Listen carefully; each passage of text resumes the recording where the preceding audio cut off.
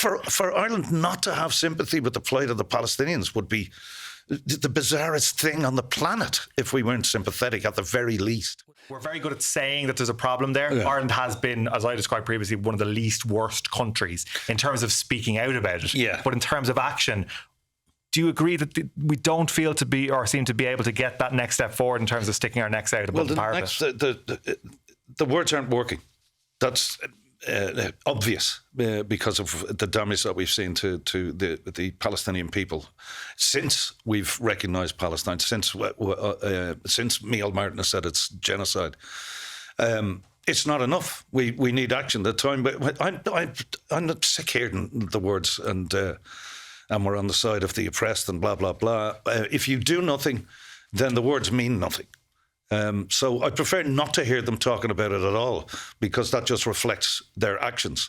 And we really need to step up. We're in a wonderful position. We're a small country. We're not militarily aligned with anybody.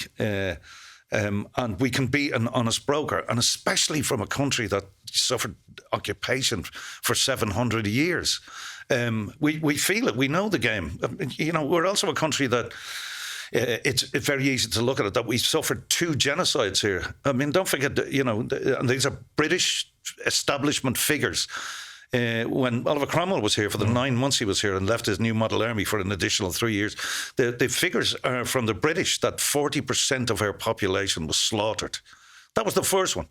And you can be in no doubt, although we give it this magnificent romantic phrase, the Great Hunger, that was a genocide. I mean, they did the same thing in India. There was 50 ships a day leaving Ireland, filling the shops in England while our famine was going on. And they had this laissez-faire, let them get on with it, it's nothing to do with us. They were occupying our country. They were in charge of that. And we lost, the estimates are 1 million people, and 1.5 million or 2 million went, left the country.